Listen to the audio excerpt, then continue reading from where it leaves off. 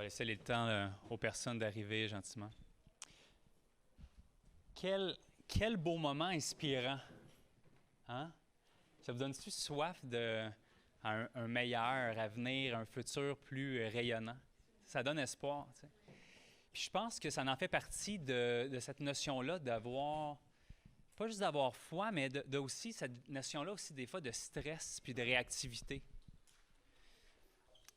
Tu sais, souvent, nos cerveaux sont triggerés, sont souvent convoités dans les derniers temps. Puis on a souvent, quand on a une information, qu'est-ce qu'on fait avec elle? Tu sais? Puis, il y a deux choses qu'on peut faire avec l'information. Je pense qu'il y a du monde qui s'en vient encore. Avant de... On va y aller doucement. Je suis excité de partager avec vous autres. T'es en toilette ou sinon? C'est là que ça se passe? Comment tout le monde? On y va.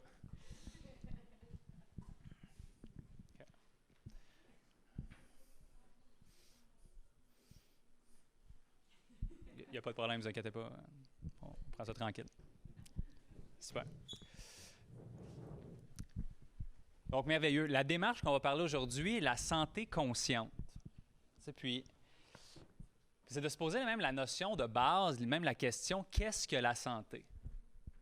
Est-ce que la santé est seulement un état de bien-être, comme l'OMS le dit, un état de bien-être physique, psychologique et émotionnel, ou est-ce qu'on peut même avoir un équilibre avec notre environnement, notre communauté? Cette démarche-là se veut même à se poser une question en tant qu'individu, à savoir c'est quoi notre propre définition de la santé? À voir même, est-ce que le bien-être, qu'est-ce que c'est? Puis peut-être même, je vous inviterais à se poser même cette question-là. Parce que même si le gars avec les cheveux longs qui ressemble à Jésus en avant se pose la question, puis vous pose la réflexion comme ça, il faut se la poser, cette question-là. Parce que moi, le but, pourquoi je suis ici en avant de vous autres, c'est pour une raison. Initier le mouvement à emmener de la conscience, à reprendre le pouvoir sur votre santé.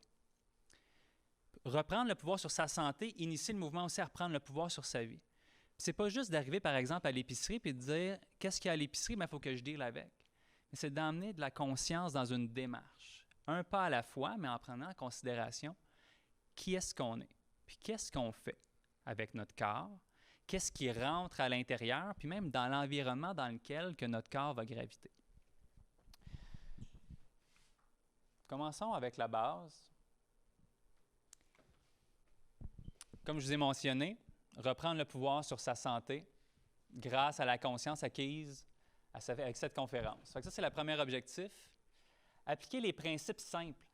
Le but aujourd'hui, là, on est challengé avec 1001 guidelines par rapport à la santé. Que ce soit par les influenceurs, que ce soit au niveau des thérapeutes, que ce soit même, peu importe. On arrive puis on est challengé de tout bord, tout côté, puis on ne sait même plus par où commencer. Est-ce qu'il faut être keto, vegan? Est-ce qu'il faut être ou sinon carnivore, frugivore? Puis ainsi de suite. Est-ce qu'on peut juste savoir comment on peut être juste bien, aligné avec son corps, puis de juste comment prendre soin de la machine? Mais ça, cette démarche-là, elle n'est pas obligée d'être compliquée. Elle n'est pas obligée d'être brandée avec un gros truc. Le but est seulement de passer d'un point A, qu'est-ce que je fais aujourd'hui avec mon corps, puis en même temps, vers où que je m'en vais. Donc, ensuite de ça, cette démarche-là, elle ne vous invite pas à faire aucun changement. On plante juste une graine aujourd'hui. Mais après ça, vous allez connaître qu'est-ce que la santé consciente. Puis pas juste qu'est-ce que la santé consciente, mais juste qu'est-ce qu'on fait avec son corps. Est-ce que ça, cette chose-là est bonne pour moi ou pas? Fait que là, à ce moment-là, quand on arrive à l'épicerie, on sait comme, si je prends cet aliment-là, par exemple, puis il me faut un bac ou une maîtrise en chimie, bien, ça se peut bien qu'il n'y a pas d'affaire à aller dans mon corps. T'sais. Donc, cette notion-là d'inflammation. Fait qu'on va survoler quelques points. 45 minutes, ça va aller vite. Mais on va danser ensemble pour juste voir comment on peut juste, en peu de temps, avoir un impact à la loi de Pareto, 20 d'énergie, 80 de rendement. Ça vous intéresse-tu? Oui? Oui? OK, ça marche. Donc, on parlait de cet état-là de bien-être. Puis, tu sais, le bien-être, là, il y a comme une notion de, je ne sais pas pour vous autres, de statique. Comme ça serait un point qu'on pourrait soit niveler vers le haut, comme le dollar canadien, ou descendre vers le bas. Tu sais, dire, c'est correct qu'on peut s'adapter avec ça. Mais est-ce qu'on peut aller plus loin que ça? Parce que le bien-être, c'est bien beau, mais si on ne part pas du point A, de où est-ce qu'on est en tant qu'individu, on peut se donner, par exemple, un barème qui est « Ah, le mieux-être, c'est ici, le bien-être, c'est ici. » Puis que finalement, est-ce qu'on démocratise la santé? Peut-être pas. Donc, l'invitation aujourd'hui, c'est vraiment de définir c'est quoi sa santé à soi en tant qu'individu, puis par la suite, d'avancer vers un chemin où est-ce qu'on peut vraiment améliorer notre qualité de vie. Puis notre qualité de vie, autant au niveau physique, psychologique, puis émotionnel. Qu'est-ce que le bien-être? On s'est posé la question. Hein, vous êtes toutes répondu? Oui. OK, parfait. Donc, ensuite de ça, c'est des questions à se poser. Qu'est-ce que le physique? Qu'est-ce que le mental? Qu'est-ce que l'émotionnel? De vraiment définir qu'est-ce qui est à l'intérieur de moi, parce qu'on est plus qu'une enveloppe physique. Parce que tout à l'heure, on va voir les notions de gestion de stress. Le stress, autant que s'il est physique, psychologique ou émotionnel, il n'y a aucune différence pour notre corps. Le stress vient triggerer, vient déclencher notre épigénétique, puis par la suite, les maladies, si on veut, génétiques, même présentement, peuvent être triggerées. Qu'est-ce que je voulais dire aussi avec ça? On est pris dans un pattern, même dans une épidémie de maladies chroniques. Puis la grande partie de ce problème-là, wow. Parfait. La grande problématique avec ça, est-ce que vous avez déjà entendu l'analogie de l'épigénétique? L'épigénétique, là, c'est un peu comme un fusil loadé. Vas-y. C'est quoi l'épigénétique? Si c'est ça que tu es en train de dire, oui. Super. C'est ça? Parfait. C'est ce qu'il parle, lui. Ouais. Oui, parfait. On y va avec ça. Parfait. L'épigénétique, c'est ce qui gravite alentour du gène. OK? L'analogie de l'épigénétique, c'est un fusil loadé. Est-ce qu'un fusil loadé a déjà tué quelqu'un? Des signes de tête? Non, non. Le doigt sur la gâchette? Oui. Voilà.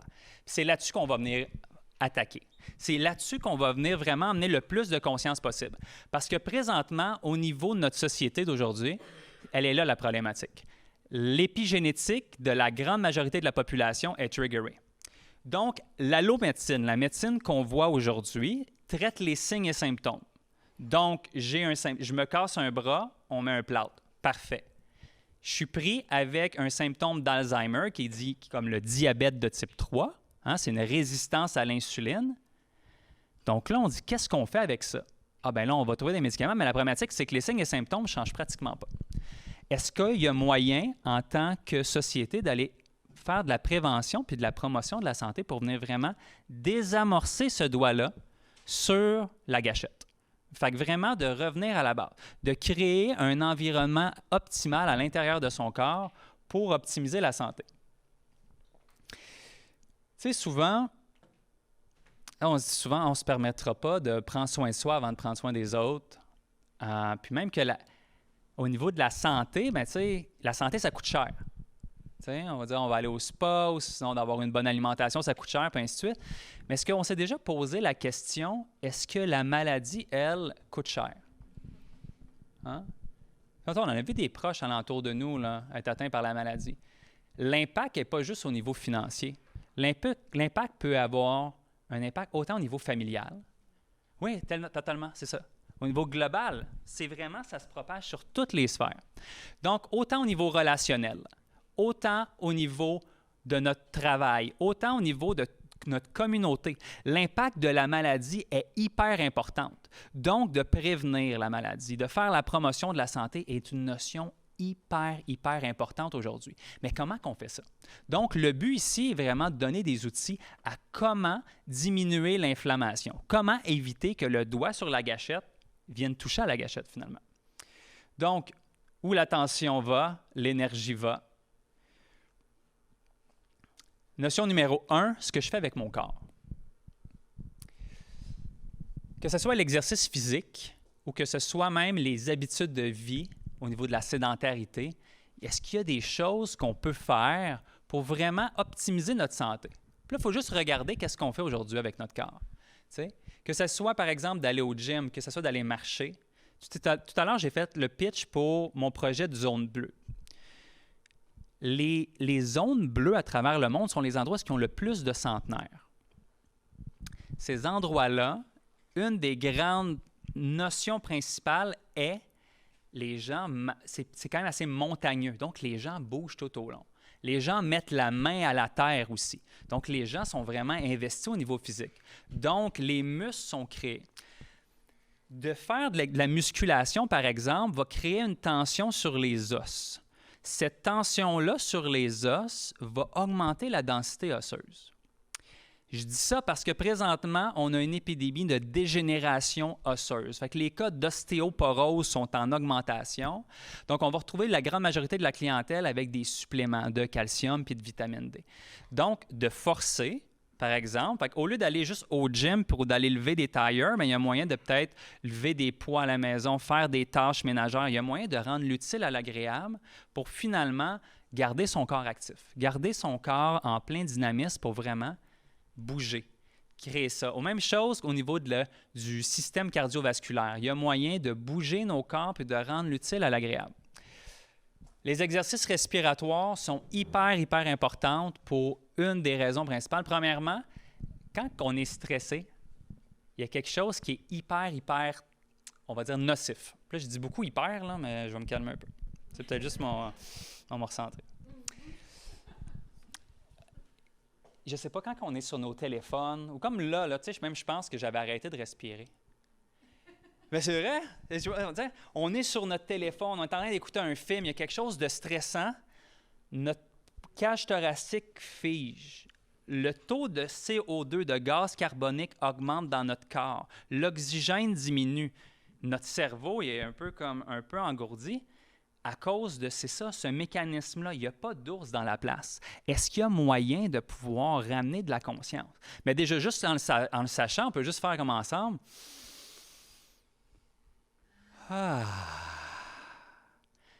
Puis déjà là, on peut sentir un shift. Parce qu'en faisant ce message-là à notre corps, on vient déjà lui dire, il n'y a pas un ours qui va m'attaquer.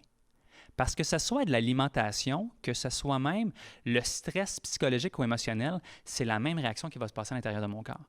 L'adrénaline va arriver, le cortisol va suivre, mon taux de sucre va augmenter, ma fréquence cardiaque va augmenter, mes vaisseaux sanguins vont constricter. Puis ça, sur le court terme, quand on veut se sauver d'un ours, fight, flight or freeze. Je suis prêt à me battre, je suis prêt à courir ou je suis prêt à aller me cacher. Ça dépend. Ça dépend. Parce que si je me cache comme il faut, je ne veux pas m'ostiner là-dessus, mais fort probable. Le but là-dedans est vraiment de se dire, il n'y en a pas d'ours. L'ours, il n'existe pas.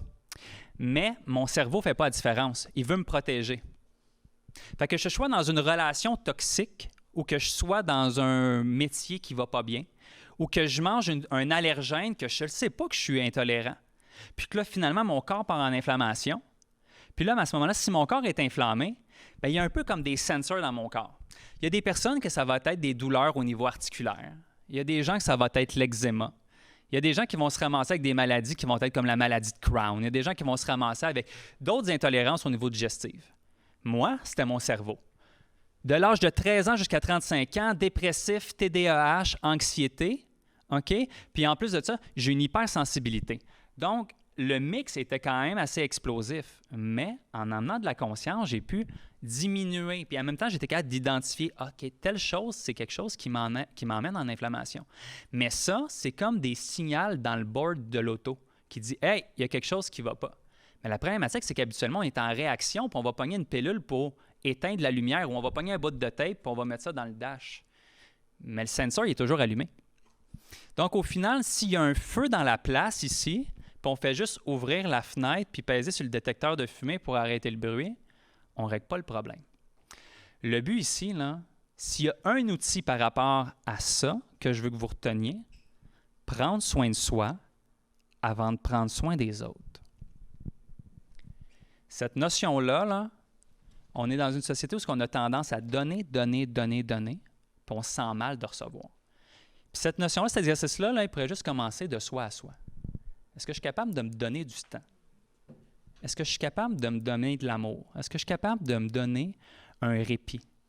Puis de me permettre de recevoir.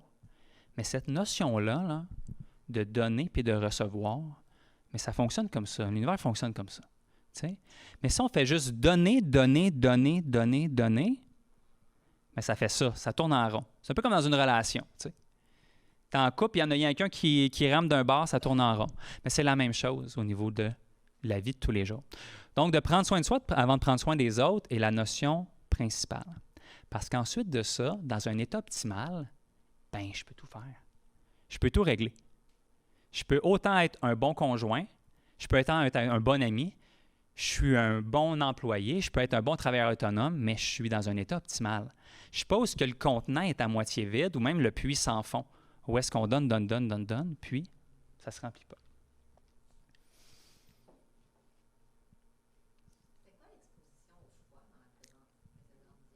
C'est un secret, je ne peux pas vraiment le dire. C'est pour la curiosité. On se souvient, quand on a une information, il y a deux choses. La curiosité, ça vient sécréter la noradrénaline, puis l'autre, sinon, c'est la réactivité. Non, c'est pas vrai. On va y aller avec ça. Je l'avais-tu dit, ça, ou sinon, c'était dans ma tête? On va y aller avec l'exposition au froid. Sinon, je vais me mettre à gamer là-dessus. Là, c'est mes anciennes habitudes. L'exposition au froid. L'exposition au froid, ce que ça vient faire, par exemple, on arrive avec l'insertion en eau froide. Souvent, on va entendre parler de Wim Hof. Je ne sais pas si ça vous dit quelque chose, certaines personnes. Donc, on combine les exercices respiratoires avec l'exposition au froid. L'insertion en eau froide peut se faire autant avec une douche. OK? Donc, on prend une douche à l'eau chaude, un peu comme quand on va au spa. Mais l'insertion en eau froide, un peu plus élevée, fait qu'on parle en bas de 12 degrés, sur un laps de temps vers environ, on parle de dépasser 3 à 4 minutes. Puis même ce qu'ils vont faire, ils vont prendre un bain d'eau, ils vont rajouter de la glace à l'intérieur. Ça, ce que ça vient faire, là, les neurotransmetteurs là, à l'intérieur de notre corps, là, c'est le feu d'artifice. 500 de noradrénaline, puis 250 de dopamine. Ou sinon, peut-être que je fais un l'inverse avec ma dyslexie. Là. Ça reste que c'est le party. Fait en termes de transcender toutes les résistances au niveau de notre tête, fait que déjà là, ça nous permet de juste comme, je m'assis dans le froid, mais même au niveau de la chimie de notre corps, c'est vraiment un des antidépresseurs les meilleurs. En plus de ça, ça désamorce l'épigénétique. Fait qu'au niveau de la gestion du stress, ça te ramène que ça, c'est un vrai stress, puis il n'y a pas d'ours en place. Donc, l'eau froide, puis en même temps, on combine les exercices respiratoires avec ça. Donc, de respirer, fait un peu ce que j'ai dit tout à l'heure, le CO2 qu'on va flusher en respirant un peu plus, puis ainsi de suite. Donc, l'exposition à l'eau froide est quelque chose d'extrêmement bon. Fait qu'autant en eau froide, mais même des fois, les gens peuvent le faire en faisant du qigong à l'extérieur à moins 30. Comme l'année passée, il faisait moins 12 à l'extérieur, l'eau de la rivière n'était pas encore congelée. Puis c'était pas mal la dernière baignade que j'ai faite, c'était un 4 décembre. Puis par la suite, mais ça, cette démarche-là, ce que ça l'a fait, ça m'a permis de transcender un petit coup de mou. Là. Je sentais que je m'en allais dans une zone un petit peu plus dark de ma vie. Fait que là, j'ai une baisse d'énergie. Puis en recommençant à faire les cold plunges puis la respiration le matin, j'ai repris toute cette force-là vitale puis j'ai transcendé ce moment-là un peu plus de fragilité. Donc, là, c'est rendu une habitude. Parce que j'ai fait les plus petits pas possibles, puis ça, on va en parler tout à l'heure. Matin, soir. Matin, habituellement, je vais faire mes exercices, je vais m'entraîner, je vais méditer, puis par la suite, après avoir déjeuné, je vais aller dans la rivière. Puis ou sinon, je vais prendre une douche d'eau froide quand l'eau de la rivière est glacée. Puis ou sinon, puis le soir, je prends ma douche d'eau chaude, puis après ça, je ferme ça avec l'eau froide, puis ça me fait aussi un sommeil qui est meilleur. Mais tu sais, j'y vais pas... Parce que l'histoire aussi, si vous faites ça, allez faire le tutoriel, là, mais parce qu'en bout de ligne, ce que tu veux faire, c'est une immersion progressive dans l'eau froide, parce que si tu rentres dedans puis tu souffles ton air au complet, c'est comme tu fais, là, à ce moment-là, l'adrénaline vient d'être sécrétée, puis là, tu embarques dans un mode un peu plus sympathique, puis ça favorise le côté de la maladie, si on veut, ou même inflammatoire. Donc, il faut éviter ça. Donc, merveilleux. Donc, ce qui entre dans notre corps, l'alimentation, les toxines, l'hydratation, l'inflammation. Tu sais, les aliments, c'est hyper important. Tout à l'heure, on parlait de maraîchage. Donc, d'avoir des aliments de proximité, d'avoir des aliments qui sont frais, puis de prendre le temps aussi de mastiquer. Tu sais, quand on est stressé, là, posez-vous la question, combien de bouchées qu'on prend? La grande majorité du temps, si on veut vraiment rentabiliser notre investissement au niveau du panier d'épicerie, c'est vraiment de mastiquer le plus possible, 20 à 30 mastications par bouchée. Question vraiment de donner un répit au système digestif. Le système digestif, sa job, c'est pas de mastiquer. 80% de la digestion se fait par la mastication.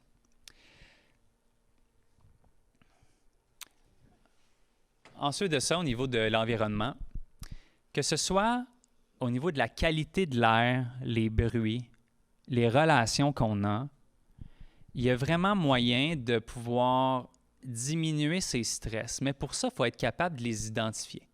Parce que tout ce qu'on fait avec notre corps peut quand même créer un stress, peut quand même générer un état où est-ce qu'on peut se sentir en mode survie. Puis c'est ça qu'on veut éviter. On veut éviter que notre génétique soit triggerée.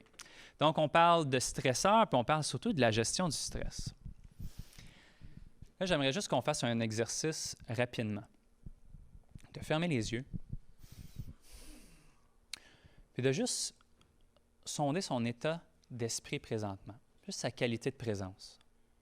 Là, on le sait, plusieurs conférences aujourd'hui, ça a bougé pas mal, assis, donc...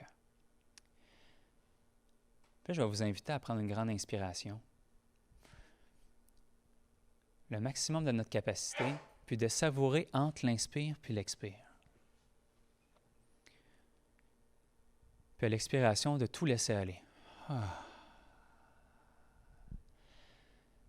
Bon, on va y aller pour 5 inspirations comme ça. Une inspiration qui passe du bas du ventre jusqu'à la poitrine, jusqu'à la pointe de la tête, puis d'expirer toute l'air de notre corps. Ah. Puis de noter, est-ce que les mâchoires sont tendues? Est-ce que le front est plissé? Puis de laisser aller toute tension à la prochaine expiration. Inspirez. Et d'expirer. Le moment qu'on touche dans l'infiniment présent est le moment où est-ce qu'on fait place à la guérison. Dès le moment où est-ce qu'on s'égare dans le passé, dans le futur, ou même dans notre imaginaire, on perd cet ancrage-là à vraiment prendre soin de soi. Puis là, je vous inviterai à prendre une dernière inspire. Puis la dernière expiration, on va faire un « Ah », tout le monde ensemble. On inspire, puis on laisse tout aller. « Ah ». Puis de sonder la qualité de présence, la différence entre il y a 1 minute et la qualité de présence qu'on a là présentement. Puis de juste voir à quel point que de prendre le temps est une notion importante. Parce qu'il n'y a pas personne qui va nous inviter à arrêter le temps. Parce qu'aujourd'hui, la vitesse à laquelle que la société va à vitesse grand V. Donc, de reprendre le pouvoir sur sa vie, ça en fait partie, par exemple, de juste prendre une respiration à la fois. De juste dire « Oh, attends une minute, là, je suis en train de partir. » Puis de reconnecter à soi. Puis c'est dans ces moments-là aussi que les meilleures idées vont venir. Tu sais, on parle souvent de flow, de peak state, mais de reconnecter avec l'infiniment présent nous emmène à aller chercher ça. Donc, de s'affranchir du stress. Tu sais, puis le stress, c'est vraiment 2 forces opposées sur une substance. Donc, à ce moment-là, c'est vraiment juste de revenir à soi, de reconnecter au moment présent, puis à ce moment-là, de laisser les bienfaits. Est-ce qu'on peut combiner des choses aussi, de flyer? Est-ce que la pleine conscience, est-ce qu'on peut emmener, par exemple, une méditation guidée en marchant en forêt, puis en respirant, connecté à son souffle? Puis en même temps, en marchant en forêt, bien, c'est les bains de forêt, donc c'est le Shirin-yoku. Donc c'est tous les ions négatifs qui viennent en même temps nous donner un coup de main pour vraiment prendre soin de soi. Pardon.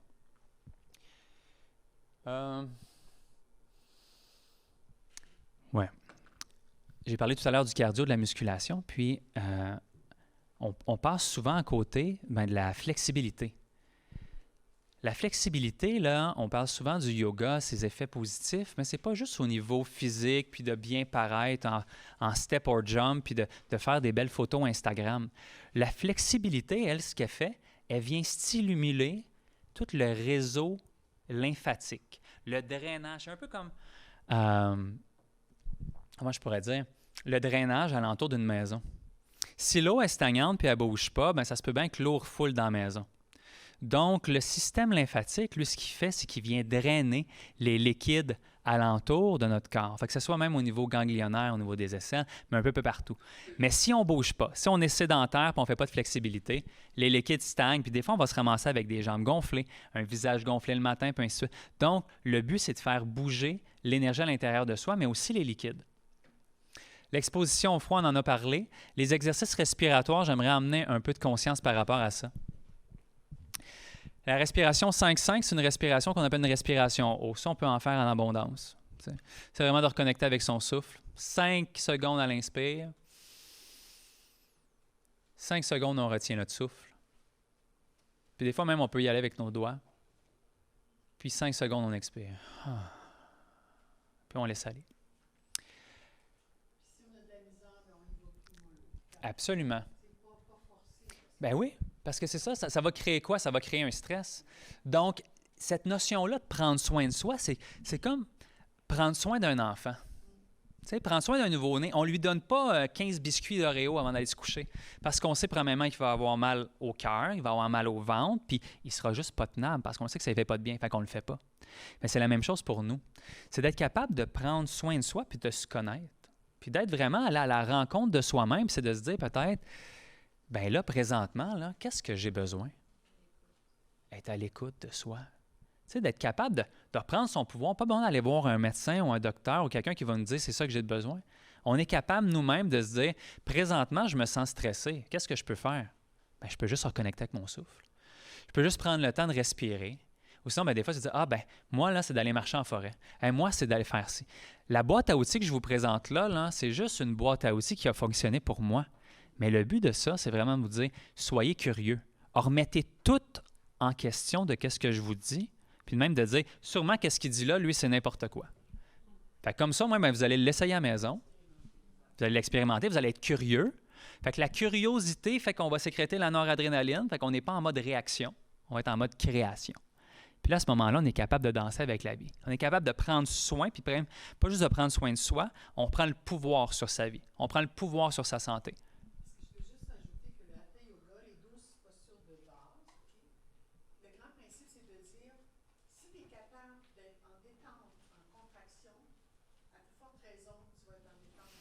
Absolument, absolument. Oui, la partie subtile de l'Hatha Yoga, c'est vraiment ça. Donc, d'être capable d'être relax dans un moment de contraction. Oui, puis absolument. Puis c'est l'équilibre entre le soleil et la lune. Puis j'adore cette approche-là. Donc, tu sais, je suis infirmier, donc je fais la promotion de la santé. Le but ici est vraiment de se dire qu'est-ce qu'on peut faire au jour le jour pour optimiser sa santé. Hippocrate, le fondateur de la médecine, disait que ton alimentation soit ta médecine. Donc, aujourd'hui, je ne sais pas pour vous, mais c'est vraiment que l'alimentation est la sphère la plus négligée au niveau du système de la santé. Que ce soit la promotion de la santé ou même la prévention de la maladie, on n'en parle pratiquement pas. Mais on a plein de traitements curatifs parce qu'on est excellent comme ça. Puis c'est parfait. Donc, ce n'est pas de dire il y a 1001 problèmes au niveau du système de la santé, c'est de se dire qu'est-ce qu'on peut faire pour évoluer en tant que société au niveau de la santé. Qu'est-ce qu'on peut faire pour reprendre notre pouvoir en termes d'individus dans ce système-là? Puis c'est ça, finalement. Donc, si chacun d'entre nous reprend notre pouvoir en face de la santé, on est en train de révolutionner le système. Parce que si on attend que les structures en haut changent, je vous avouerai, ça se peut qu'on attende longtemps. C'est une tour de Babel. Mais le pouvoir du collectif est hyper, hyper, hyper puissant. Donc, si chacun d'entre nous reprend responsabilité. Puis responsabilité, là, c'est un bien grand mot. Là. Puis pendant longtemps, au début, quand je l'entendais, là, parce que j'étais dans mon mode victime, j'étais comme « Hey, là, non, amène-moi pas plus de responsabilité que ça. » J'étais un peu tanné. Là. Mais responsabilité, finalement, c'est l'habileté à répondre. T'sais? Il arrive une situation, puis on danse avec. Quelle chose que je peux prendre, quelle décision que je peux prendre à chaque jour juste pour nourrir la meilleure version de moi-même? Qu'est-ce qui va nourrir cette version-là? Qu'est-ce que j'aime? Au lieu d'aller dans la voie de la résistance, celle de l'ego, celle qui dit « Ah ouais, mais il faut souffrir pour être beau. » Non, c'est plus vrai ça. On change le paradigme, on démocratise ça. Il faut vraiment aller avec les choses qui vibrent avec nous, puis vraiment de se dire « Présentement, moi, je le sais que ça, c'est bon pour moi, ça, c'est pas bon. » Donc, Alex, il me reste environ... Ouais. Encore une demi-heure, merveilleux. Pour vous autres, je veux savoir, parce que là, si vous endormez, puis ainsi de suite, je vais y aller brief, puis ainsi de suite, mais on s'enligne comment? On se fait-tu un 10-15 minutes? Parfait. Ce que je veux faire, là, c'est que je vais vous donner les pépites. Les nuggets qu'on peut retrouver à la maison, là, puis de se dire, hey, ça, lui, il m'a dit ça. Je vais l'essayer. OK? Les aliments qui sont bons, les aliments qui sont nocifs. Puis, tu sais, nocif, c'est un bien grand mot. Ce que je veux dire, les aliments à faire attention. Puis ensuite de ça, bien, quels sont les aliments les moins bien tolérés pour l'être humain? S'il y a un aliment sur Terre que j'aimerais que vous portiez attention, c'est le sucre. OK? Le sucre est la plus grande drogue légale au monde. Les effets qu'elle fait, là, c'est pas juste que ça donne un petit goût sucré. Là. Le sucre donne faim. C'est pas pour rien que dans pas loin de 80% des aliments transformés, on y retrouve du sucre à l'intérieur. Y a-t-il quelqu'un qui est capable de me donner un chiffre sur combien de noms le sucre se retrouve? J'aimerais avoir un chiffre. 10? Qui a dit quoi? C'est une pas pire intuition. Ça, c'est connecté à moi ou tu as vu mes slides? 60. 60 noms différents. Fait que si la maltodextrine de quelque chose, le fructose, le sucre de agave, ainsi de suite, on se ramasse comme ça. Tu sais, tantôt, on parlait d'inflammation. Là, fait que l'inflammation, ce que ça fait, ça augmente le taux d'adrénaline, mais de cortisol surtout. OK? Mais le cortisol, lui, dans le corps, ce qu'il fait, c'est qu'il augmente le taux de sucre. Fait qu'au final, le sucre, c'est comme si on viendrait créer un stress à l'intérieur de son corps. Si on retourne au moment où est-ce qu'on était un peu plus néandertal, où est-ce qu'on était un peu plus primitif, on se promenait dans la savane, on se promenait en forêt, puis là, tout d'un coup, on voyait des fruits, on voyait des petits fruits, puis ainsi de suite. Mais quand est-ce que ça arrivait? Bien, on commençait à manger ça. Fait qu'on en mangeait en quantité industrielle parce que, bien, on savait que l'hiver s'en venait. Notre corps n'a pas changé depuis le temps, là. Notre style de vie a changé beaucoup, mais c'est la même chose. On consomme du sucre, fait que là, il va y avoir une augmentation de notre taux de sucre dans notre sang. Là, à ce moment-là, on va avoir de l'insuline. L'insuline, c'est l'hormone qui rentre le sucre dans les cellules. Cette hormone-là est irritante. Elle crée un pH acide. Un pH acide fait place à la maladie. Un pH alcalin, qui est plus basique. Je ne veux pas vous embarquer trop dans votre tête, là, parce que sinon, moi, je peux flyer pendant un bout. Là, mais le but de ça est vraiment de se dire le sucre a juste des effets pratiquement négatifs. Donc, par exemple, je mange du sucre avant d'aller me coucher le soir, mais je vais m'entraîner à chaque jour, puis je m'entraîne pendant 1 heure, puis ainsi de suite. Est-ce que vous pensez que les effets sont bénéfiques ou pas? Voilà. C'est des coups d'épée dans l'eau. Puis en même temps, j'ai envie de vous dire qu'en plus de ça, ça va créer des dommages à mon corps. Si mon corps est inflammé, à ce moment-là, bien, je fais juste créer encore plus de problématiques. Donc, c'est vraiment de voir comment on peut faire pour vraiment désamorcer ça. Tu sais, le but, je ne vous dis pas d'arrêter de manger du sucre. Des fois, c'est de dire, hey, est-ce que je peux déjà y amener de la conscience, de l'observer, de commencer à regarder les tableaux de composition en arrière des paquets. Tu sais. Puis, si le paquet il est enveloppé dans du plastique ou dans une grosse boîte de carton, bien, des fois, c'est de se poser la question, il y a de bonnes chances que ça soit transformé. Tu sais. La nourriture transformée, puis le gluten, le maïs, les arachides, les produits laitiers, puis le soya, ces substances-là, surtout on va dire les 5 dernières, sont les substances qui créent le plus d'allergies chez les personnes. Tu sais, est-ce que vous avez déjà fait un cours de RCR? Bon, l'épipène, on la donne sur les chocs anaphylactiques, tu sais, sur les réactions allergiques.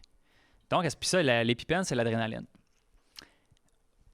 Ces 4 substances-là, là, gluten, maïs, arachides, produits laitiers, sont les substances qui créent le plus d'allergies chez les humains. Les intolérances, là, c'est pas tout le monde qui réagit de la même façon. On peut passer de quelqu'un qui va avoir un choc anaphylactique à quelqu'un qui a juste des petites crampes ou a pratiquement pas de symptômes. Donc, c'est de voir, moi, comment que je réagis avec cette substance-là. Donc, je vous inviterais juste à faire des tests des fois. Puis comment on fait un test de ça? C'est de la désensibilisation. Pendant 2-6 semaines, je ne m'expose pas au gluten, par exemple. 2 semaines plus tard, je me réexpose puis je regarde tous les signes et symptômes. Fait que là, on parlait tantôt là, d'être sensible à ce qu'on vit. T'sais? Fait que c'est vraiment de voir comment que mon corps réagit. C'est quoi mon épigénétique? T'sais? Fait que moi, ça peut être des douleurs au ventre, mais moi, c'était mon cerveau. Je le sais que si je consomme du gluten ou que si je consomme des arachides, j'ai le cerveau qui part. Fait que là, j'ai un brouillard mental qui s'installe. Mes signes et symptômes de TDAH, ils vont s'installer encore plus. Parce que je les ai encore, là, vous avez vu, là, je fly à gauche, à droite, parce que j'ai encore les petits héritages de ça, tu sais. Mais ça fait la beauté. Ça fait la beauté du personnage, tu sais. Donc, on y va avec ces substances-là. Donc, c'est vraiment de revenir à la base, de se dire qu'il y a des... On n'est pas obligé d'être allergique pour être intolérant. On n'est pas obligé d'avoir des crampes et des grosses douleurs digestives pour se dire qu'on est vraiment intolérant. Chez nous, ça peut se manifester différemment. Fait que c'est de voir c'est quoi sa boîte à outils. Qu'est-ce qui vient me triggerer, moi? Qu'est-ce qui me crée de l'inflammation? Y a-t-il moyen de vraiment se dire, moi, les choses qui me créent de l'inflammation, qui créent un feu à l'intérieur de mon corps puis qui vient déclencher l'épigénétique, bien, je m'en retire. Tu sais? Je vais vous le dire, là, moi, la slide au beurre de peanut, j'ai fait un deuil, là. C'était tough. Je mangeais 5 slides de beurre de peanut par jour. Ça fait partie de mon patrimoine. Autant le matin, la collation, puis ainsi de suite. Je consommais 2 miches de pain. Le pain, c'est quelque chose de... Puis là, j'en mange plus parce que j'avais le choix. C'est sûr que je continuais à goûter ce qui goûte bon à l'instant présent ou qu'est-ce qui goûte bon plus tard. Mais le fait d'avoir un brain fog, le fait d'avoir une dépression puis de l'anxiété, je peux vous avouer, cette souffrance-là faisait juste que je ne retourne plus là. Donc, c'est de voir, d'être à l'écoute de soi. Donc, c'est une invitation finalement. Donc, les antioxydants, tu sais, les petits fruits. J'ai-tu skippé des trucs, moi? Des trucs nocifs, oui. C'est ça. Des questions avec ça? Non, c'est tout très bien. Yes. Le soya, oui. Donc, tu vois, le soya, qu'est-ce qui arrive? C'est que certaines personnes vont avoir une sensibilité. Surtout avec l'éthique qui gravite autour. Donc, si tu es capable d'y aller avec on va dire des soya qui sont fermentés, tempeh, tofu, puis ainsi de suite, à ce moment-là, il va être mieux toléré chez certaines personnes. Mais si, mettons, on va directement avec la fève de soya, il y a des personnes qui vont avoir plus de difficultés à le tolérer. Donc, c'est pour ça l'invitation à essayer 2 semaines, tu sais. Fait que moi, au début, là, je suis quelqu'un qui était plus une tendance végétarienne, là, fait que je mangeais du tofu à peu près comme, on va dire, à peu près 3 fois par semaine. Puis finalement, j'ai fait une désensibilisation, puis je me suis réexposé, puis finalement, grosse barre dans le ventre. Mais quand je le fais consciemment, tu sais. J'ai le goût de me faire un bon sauté avec du tempeh ou avec du tofu, mais je le fais consciemment, tu sais. Fait que le but ici, c'est pas d'avoir une démarche rigide, tu sais, c'est vraiment d'avoir du fun.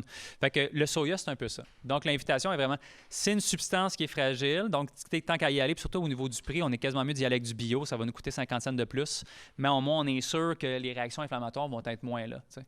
Fait que c'est vraiment ça, puis c'est surtout même au niveau de la culture, là, c'est un gros challenge, là. Donc, les antioxydants, les anti-inflammatoires, les bons gras, puis diversifier son assiette. Tu sais, on parle souvent d'une diète arc-en-ciel. Le but ici, là, c'est vraiment la diversification. Est-ce qu'il y a moyen d'emmener une assiette où est-ce qu'on va chercher une multitude de trucs? Parce que c'est facile d'aller chercher des suppléments, des multivitamines, puis ainsi de suite, puis de se perdre là-dedans, dans cette spirale-là.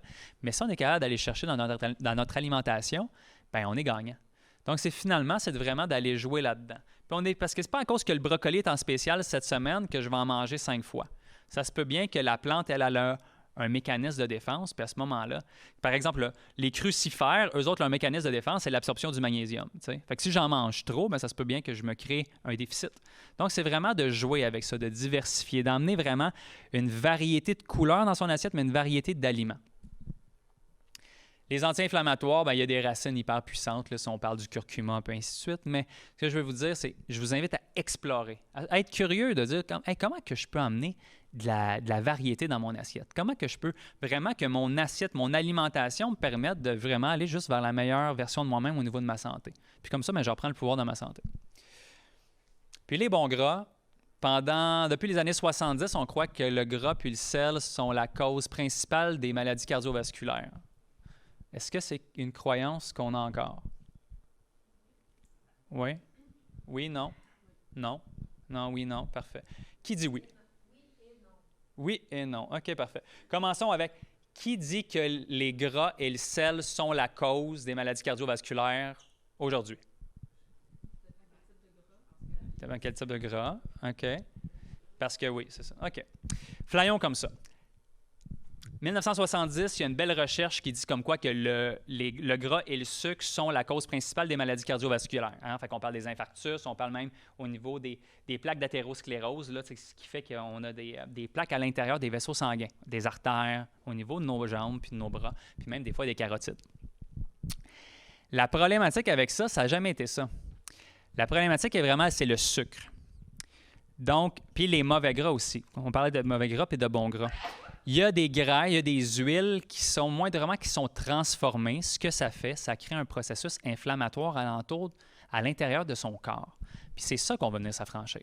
On veut vraiment venir désamorcer cette épigénétique-là. On ne veut pas venir triggerer le fusil comme on avait parlé tout à l'heure. Donc, il y a des bonnes huiles à consommer, que ce soit les huiles d'avocat, de lin, que ce soit les huiles d'olive. L'huile d'olive pressée, c'est vraiment un must avec toutes ses vertus. Ensuite de ça, il y a l'huile l'huile de palme, mais celle qui est éthique. Puis, malgré ces challenges éthiques, là, mon but, c'est pas de... Je dis le data, ce que la science dit. Puis, le reste, c'est ça. Donc, est-ce que vous pensez que l'huile végétale est bonne?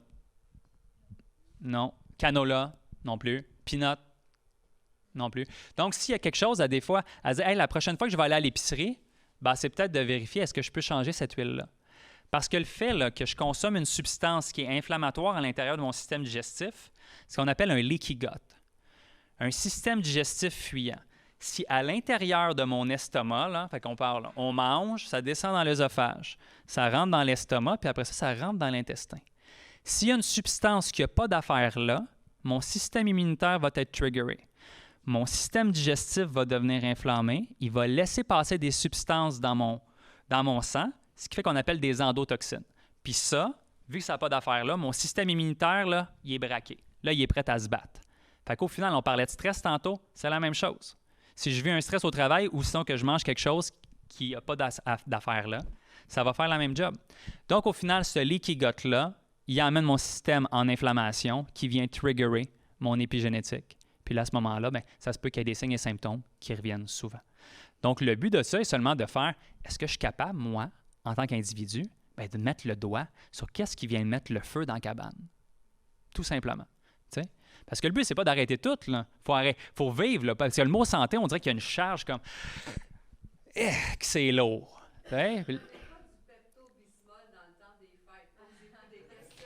Oui, c'est ça. Oui, parce qu'il y a quasiment même un questionnement à se poser à propos de ça. T'sais.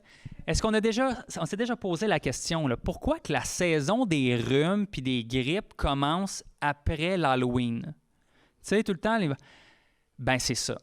On commence à avoir des alimentations. Là, on parle avec l'Action de grâce, c'est Thanksgiving, l'Halloween, les kids sont remplis de sucre. C'est le feu dans la cabane. Là. Le système immunitaire, là, il est en feu.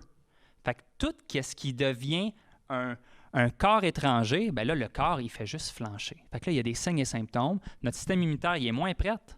Il n'est pas prêt, il n'est pas au garde-à-bout. Il pense que le feu, il est en place partout. Donc, c'est vraiment de revenir à la base puis de diminuer le feu pour vraiment que le système immunitaire fasse sa job pour vrai, pour qu'il comprenne qu'il n'y a pas le feu dans place. Est-ce que c'est clair ou je suis parti dans mon histoire de feu puis de... Non, c'est pas clair. Non.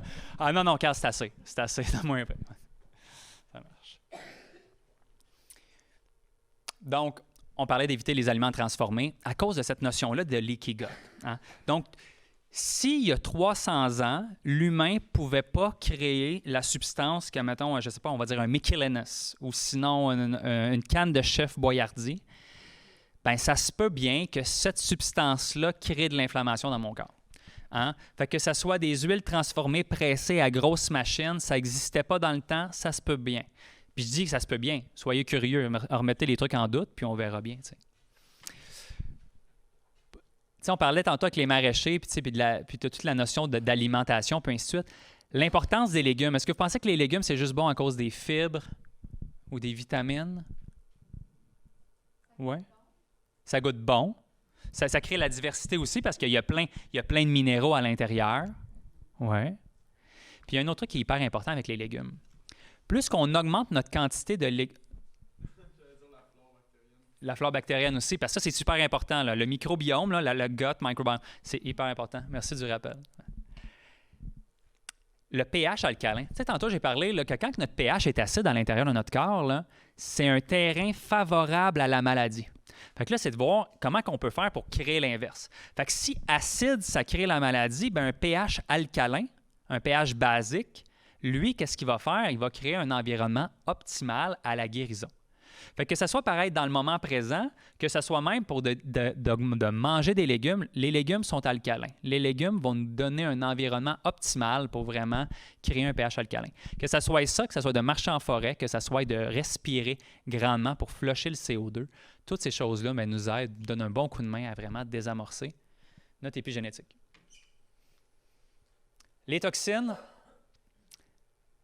les polluants dans l'air, les métaux lourds, mais j'y vais brièvement là-dessus parce que je vais closer parce que je pense qu'on a toute notre journée. Là. Ça a été gros, ça a été une grosse challenge. Puis je veux juste que vous reteniez pépite. S'il y a une pépite, on va faire un résumé après. Là. Mais si vous êtes capable de juste prendre soin de soi avant de prendre soin des autres, là, job well done. Les microplastiques, est-ce que vous pensez que c'est un challenge aujourd'hui? Oui. On mange l'équivalent d'une carte de crédit en microplastique par semaine. Ouais. Moi, ça m'a rentré dedans, mais ça a l'air que ça fait partie de la game. Donc, au final, est-ce qu'il y a moyen de diminuer son exposition à ça? Bien, déjà là, juste avec l'hydratation, les bouteilles de plastique qui sont hautes en BPA, bien, ça en fait partie des expositions. Donc, c'est de juste voir comment on peut diminuer nos expositions à ces microplastiques-là. Les polluants dans l'air, c'est la même chose. Puis ensuite de ça, bien, les métaux lourds, bien, par exemple, au niveau des poissons. Je vais juste avec un challenge au niveau des poissons. Là. Plus le poisson est gros, plus qu'il a mangé des petits poissons, plus que c'est des métaux qui s'accumulent. Donc, d'y aller avec des provenances de pêche au temps sauvage, ce qui est encore mieux. Puis sinon, bien, les plus petits poissons possibles. Ce qui fait qu'ils ont moins de plomb, ils ont moins de mercure à l'intérieur d'eux, ce qui fait qu'on vient moins triggerer ça.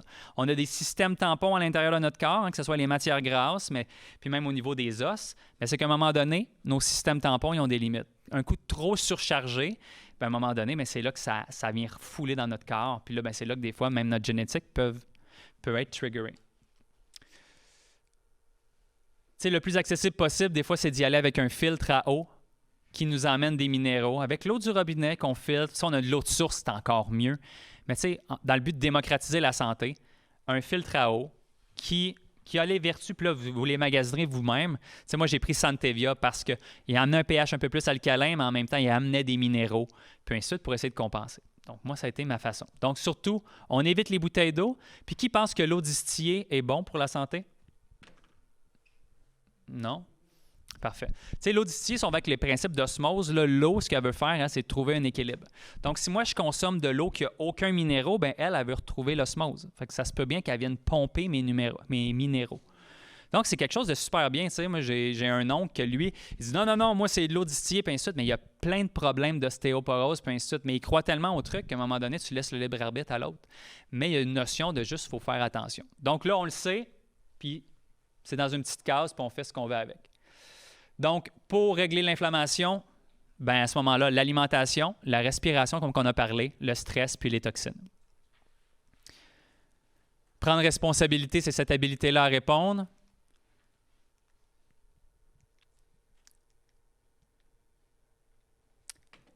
Les outils, puis au niveau du stress, je vais juste y aller rapidos là-dessus, puis par la suite, on close. Le stress, là, aujourd'hui, là, on va dire qu'il y a une épidémie de stress. On est challengé à gauche et à droite. Nos cerveaux sont vraiment challengés. Mais il y a vraiment moyen de s'affranchir de ça. Puis le but, c'est vraiment de se ramener le plus possible dans le moment présent.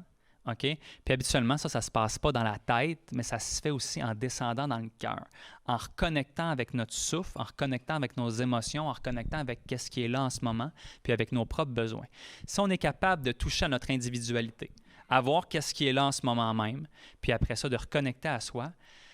Comme on a fait tantôt, là, 1 minute de respiration consciente nous a juste désamorcé de peut-être une charge qui on était comme, à un moment donné, il est comme, OK, là, il y en a trop. Ça fait juste créer de l'espace. Donc, l'invitation est là. L'observateur est vraiment un des outils les plus puissants à vraiment prendre de la distance avec ce qu'on vit. Parce que souvent, avec l'émotion, on a tendance à se laisser ensevelir par la vague de l'émotion parce que c'est juste une réponse physique. Notre corps communique comme ça. Mais est-ce qu'on est capable de juste prendre de la distance avec ça et de se dire « Ah, OK, là, présentement, c'est juste que je vis du stress. » Ou là « Ah, non, ça, là, je vais prendre la distance, là. Je ne suis pas en danger présentement. Fait que c'est vraiment ça. Fait que je vous invite juste à peut-être prendre de la distance des fois avec qu'est-ce qui est là en ce moment. Que ce soit une relation, que ce soit peu importe ce qu'on vit, ou avec une situation qui est un peu plus difficile, mais juste de sortir un petit peu, de respirer dedans, puis de voir qu'est-ce qu'on fait avec. L'exposition au froid, comme on en a parlé tantôt, c'est vraiment un must. Puis tu sais, je vous invite à juste être curieux, puis à être curieuse. C'est juste à dire, hey, c'est quoi, je veux juste diminuer un peu la température, juste pour le fun, tu sais. Puis, d'avancer là-dedans. Mais vous allez voir, s'il y a un matin où ça ne file pas, même si tu prendrais 3 cafés le matin, là, les 3 premières heures que vous allez vous lever là, le matin, vous avez un taux d'adrénaline et de cortisol tellement élevé que les cafés sont comme des coups d'épée dans l'eau. Fait que la seule chose que vous allez avoir pratiquement, c'est les effets secondaires du café qui sont, bien, vu que c'est un excitant, bien, ça va être de l'anxiété. Donc, c'est de voir, est-ce qu'on est capable, par exemple, de faire de l'exercice physique en se levant le matin? Ou sinon d'aller prendre de l'exposition à l'eau froide ou de faire des exercices respiratoires. Puis tout ça va nous apporter à vraiment reprendre le pouvoir sur notre santé. Puis par la suite, après ces 3 heures-là, bien là, à ce moment-là, ben, je peux bien aller le prendre mon café puis avoir ce moment-là cocooning avec moi-même.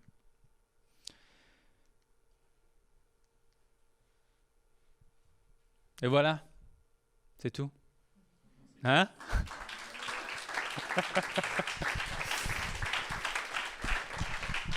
Hey, merci beaucoup.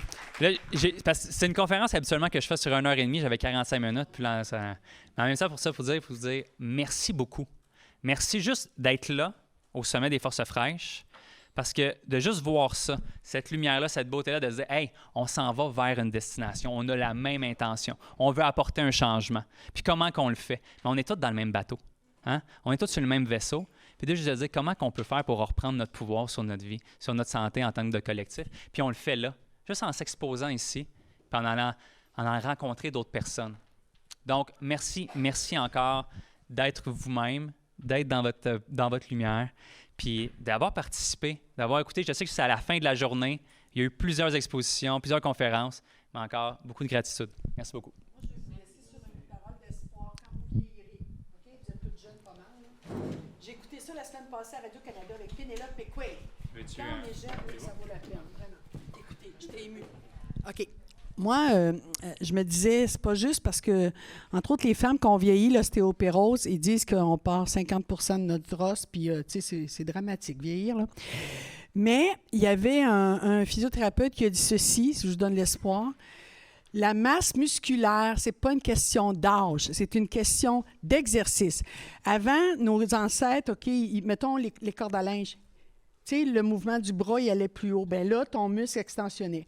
Fait que la conclusion, c'est de dire que c'est pas parce que tu vieillis que tu perds toute ta santé et ça n'a rien à voir. Alors moi, ça m'a tellement confortée avec le vieillissement parce que, puis je travaille dans un CHSLD, mon entreprise, j'ai coulé avec la COVID, là, je la rattrape, mais dans mon CHSLD, je fais 10 000 pas par jour comme aide de service. Donc, j'ai demandé pour le fun ma tension artérielle. Écoutez, j'ai jamais eu ça de ma vie. 114/72, elle dit c'est une tension d'adolescente. Et je ne suis pas adolescente. Donc, je vais juste vous laisser sur l'espoir de dire vieillir, c'est pas juste diminution, mais c'est exercice. Puis vos corps, faites des mouvements différents. Puis, tu sais, toujours égal. Hein, si tu travailles un bras, tu t'en vas l'autre bord. Mais ça, c'est de l'espoir en tabarnouche. Parce que moi, j'étais déprimée de vieillir vraiment. OK. Merci beaucoup. Merci beaucoup. Ah oui. Pénélope. Je pense que la notion là-dedans, là, c'est de dire, oui, l'illusion de vieillir, là, c'est pas obligé d'être égal à la maladie. C'est pas obligé d'être égal aux douleurs. Il y a moyen de désamorcer ces triggers-là qu'on parle, c'est l'inflammation. Ouais. Après ça, si on est capable de s'affranchir de ça, ben à ce moment-là, ben, on est une meilleure personne. On est capable de même de se pencher et de voir nos petits-enfants vieillir. Fait que c'est quoi la santé finalement? Là? Est-ce qu'on est capable de reprendre le pouvoir sur notre santé? Puis ça, on ne le fait pas pour nous-mêmes, est-ce qu'on peut le faire pour nos enfants? Est-ce qu'on peut le faire pour nos petits-enfants? Parce qu'on est capable de montrer l'exemple aussi pour les prochaines générations. Il faut juste leur dire comme quoi, hey, on a pris responsabilité. On a observé quelque chose, puis on a vu comme quoi, on a été dans le mauvais chemin, puis on a changé de chemin, puis on a essayé quelque chose. Fait que oui, l'illusion de vieillir, bien c'est ça, c'est une illusion. Parce qu'il y a moyen de s'affranchir de ça. Il y a moyen de vraiment de prendre sa santé en main, puis de vraiment, autant au niveau des muscles, mais autant au niveau de tous les systèmes. Ils ont moyen d'être tout en harmonie puis de vraiment de vieillir longtemps. Fait qu'encore, merci beaucoup. Merci. Merci tout le monde.